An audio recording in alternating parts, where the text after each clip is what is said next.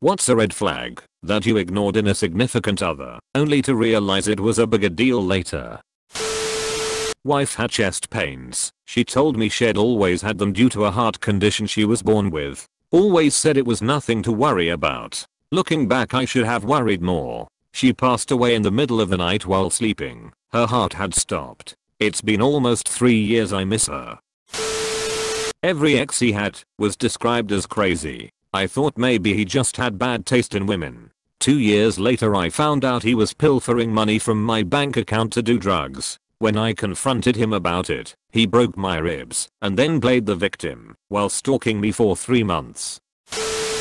I've cheated on everyone I've ever been with, but I won't cheat on you. You're different. Surprise. She cheated on me. The swarms of people warning me about the person and how terrible they are. For the first 2 months we dated, anytime I suggested going to his place instead of mine, there was always some reason why he couldn't do it. Eventually discovered that he was a hoarder. Almost all his exes apparently were crazy. He worked as a dispatcher at a police station. Never saw a problem with breaking small laws like speeding because he knew the officers. Years later he is in federal prison because he knew people and didn't think he'd get in trouble. His toxic mother. If I had the chance to do it all again I still would. He's a wonderful husband and father, but I would drastically lower my expectations of his mother from the onset. Instant gratification, that was never enough. A whole relationship of I need this, I really need this, and as soon as she had it, I bought it. She discarded it and moved on to something else shiny she really needed. She had a boyfriend when we started dating, was not aware of this fact, but when I found out I told her to choose him or me. She broke up with him and started dating me. I learned pretty quickly that if a girl cheats with you, she will cheat on you. My wife is a violent sleeper. There were signs. I ignored them. Now we sleep with a pillow barrier. After asking my then girlfriend to only use the long distance on the phone at certain times due to the hellish rates at the time. This was before free long distance. She still ran up a $600 phone bill and got mad at me when I couldn't pay it. I didn't see how selfish it was then. I just thought she must really miss her family cause she did move to another state with me. I married her and things honestly just got worse. Just that we wanted different things in life. She wanted to move to New York City and I wanted to stay in our sleepy college town near the mountains and the ocean. I think we both thought the other would change their mind, but it didn't happen. I had to always ask for sex. I chalked it up to him being shy. He was gay. That she didn't clean up after herself. I didn't realize this would be a lifelong annoyance, but my wife literally won't clean. She is 100% content sitting on the couch watching her shows while I clean. She hasn't washed a dish since 2011. He was very proud about how good he was at manipulating people and causing them problems, up to and including costing one person her job. Justified in that he only did it to bad people who deserved it. The problem was, it was people ******** determined to be deserving. Edit. Since so many people asked, unless he was a big hairy gay dude also into big hairy gay dudes, you probably knew a different manipulative jerk. And he got the girl fired by antagonizing her in person repeatedly and claimed it was based on something a mutual acquaintance at work said. He then goaded her into losing her temper via text with both him and the acquaintance, which he brought straight to ours. He cried crocodile tears and said he didn't know why she was being so cruel to her co-workers. She said Rihanna incited Chris Brown. It was a red flag. She had a severe case of battered woman syndrome, and when we got in fights she would taunt me that a real man would slap her for mouthing off. I wouldn't say it's necessarily a big deal now, but it has definitely made us reconsider our ways. I'm somewhat sloppy/slob. Typical bachelor things. Leave socks in the living room. Dishes pile up for 2 to 3 days. My wife never made a big deal out of it. I thought it was awesome that she didn't nag like my mom used to. Turns out it's because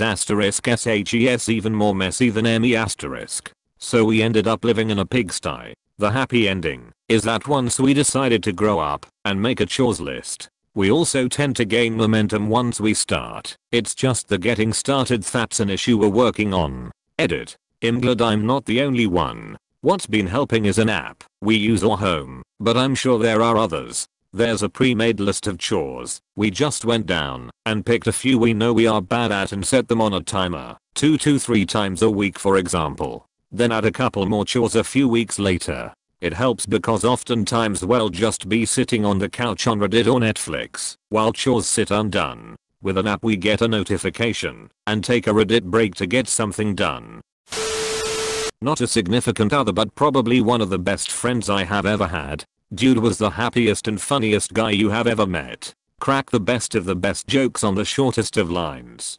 Dude knew how to enjoy himself wherever he was. After the suicide we realized we never saw him without a bottle in his hand. We realized way too late that he was suffering from his time in Iraq and was too proud to say it. I wasn't the type that she normally went for. She preferred tall, white lanky guys with blonde curly hair. I'm short-ish, mixed blood brown, more stocky than lanky, and have dark wavy hair. She continued to fawn over these preferred guys, even when we were together for years. Also, we had hobbies that didn't really overlap. I supported her in her things, but she seemed indifferent to my things. Turns out that she never really wanted me for me. I was an inconvenient escape from her family life. When I gave her that escape in the form of moving with her 200 miles away from them, she no longer needed me. She no longer needed what I represented, because her family wasn't there to give her hell every day anymore. She pulled away slowly more and more, while I was left trying to figure out what was wrong. By this point we were together for 7 years, and in the middle of planning a wedding, she started cheating on me with, who else, but a guy as fits her preferences exactly. Also this guy was 8 years older, unemployed, no degree, no job training, and married. She knew that he was married. He knew that she was engaged. They knowingly were cheating together. She only fessed up after I caught them together. 7 years of my life, stolen. He was dating someone else when he started dating me. Instead of dealing with it, he told her where I lived, and she showed up at my place. Our chat, so you're dating Kevin? Yeah, okay, guess I'm not anymore. Good luck with him. Okay, I must first defend us by saying we were teenagers, and then clarify that yes, he did cheat on me eventually. I also did not know he was dating her until she showed up at my house. Also cell phone/social media weren't a thing yet. There were worse things that happened in our relationship, but the whole cheating thing fits with a clear red flag I ignored. I mean, sure, she has a boyfriend and probably shouldn't be flirting with me so hard, but you know, that dude treats her like S***T and doesn't realize how lucky he is to have her. I bet you can't guess how that relationship ended 4 years later. Guy used to try to get my attention with little puzzles. Don't judge him, I was into it. Also this was years ago at school and we didn't have all you kids fancy S***T. So he sent over a hangman. It took me a while to get it for some reason despite all the vowels. The word was Oedipus. I was his girlfriend for 4 years. I don't know how I ever managed to ignore all the weird S***T with his mum. He warned me, kind of. I guess I must have really took to heart the moral of every fairy tale about how ultimately the best people are being poor and humble. So when I was a teenager and very young adult I just didn't care if a guy was between jobs or had no career goals or whatever. Guess what, ladies? That's how you wind up dating guys who you wind up supporting while they sit on the couch and make messes they expect you to clean up. My ex-boyfriend, when I was 13, so not really much of a boyfriend, picked me up and threatened to throw me in a snowbank if I didn't make out with him. I was scared, so I did it, but it got way worse later on. He ended up covering my mouth and putting a knife to my throat because I wouldn't have sex with him. Has long gone out of my life now. I grew up realizing I dodged a bullet. He hated when I wore low-cut shirts because that meant people saw some cleavage. He literally took me to the mall to buy me a belt because he was scared my pants would fall down and people might see something. He got pissed the first time he saw me wear a skirt and tried to make me feel bad for choosing it because he didn't think I'd be careful enough to keep my legs closed and people might see up my skirt. I should have F***king ran way earlier than I did. Controlling behavior doesn't stop over time, it just gets worse. He hated his parents. This red flag is actually more of a grey flag, based on a person's reasons for said hatred. In my case, my ex hated his parents for stifling him, even though he lived off of them and relied on them to cater to his every whim. I thought it was so inspirational that he wasn't someone who could be controlled, but later it spiraled into him turning that anger towards me. It did not end well. Edit. Yes, I know. Some of you have valid reasons for not liking / hating / distancing yourself from your parents due to manipulation and abuse. This post ain't about y'all. I was 16. He was 24. My daughter is now 15, and if she came home next year with a 24 years old I will freak TF out. At 16 you're still a child, and any 24 years old should know that. Edit.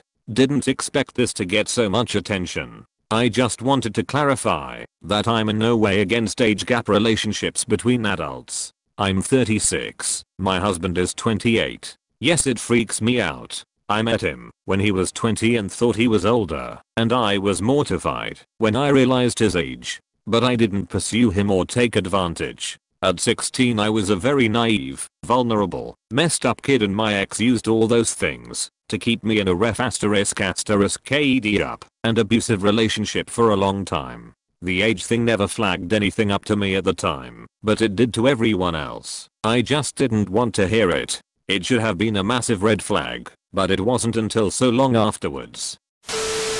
He knew my favorite animals were bees. If we ever got in a fight, he'd catch a bee, hold it by the wings, stick a toothpick into its stomach, and then hold it over a candle as he recorded it struggling.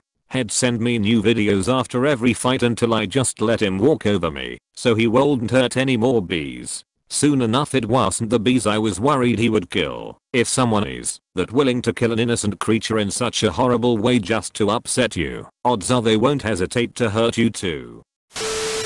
She had anger issues. Oh my word. Don't ignore that red flag unless you want to live with someone who gets annoyed by the sound of an ambulance passing by while you are talking to them on the phone.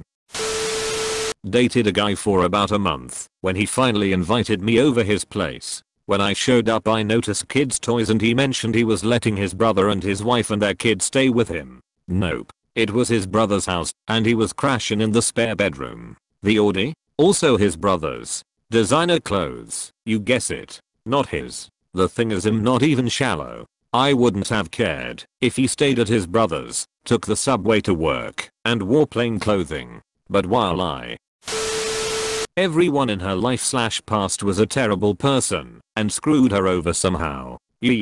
Turns out she was the problem.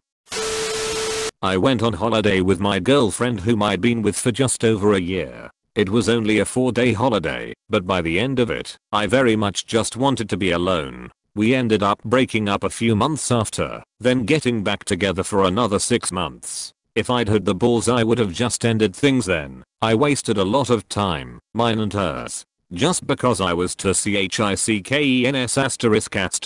to be alone again. I still feel very guilty about it, but at least I know now, if it genuinely doesn't feel right, either talk about it or get out. That kind of thing doesn't just go away on its own. Make sure to like and subscribe for more daily content. Thanks for watching.